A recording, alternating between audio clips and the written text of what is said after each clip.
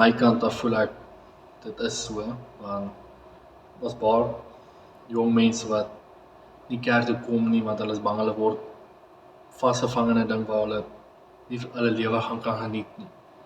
Want die kerk probeer die mense te veel in die mure van die kerk hou en hulle onskuldig hou en hulle moet so alles reg doen dat hulle bang is dat hulle gaan beoordeel word as hulle iets verkeerd doen of hulle lewe probeer geniet buite die kerk. En dit is wanneer jong mense begin om goed skelm te doen en dan doen hulle dit in 'n verkeerde manier of vir die verkeerde doeleindes. En dit is waar ek ook voel die kerk is oorbeskermend en veroorsaak dat min jong mense in die kerk wil wees. En partykeer dan is daar goed wat in 'n mens se lewe gebeur en dan is daai onskuld van jou weggevat.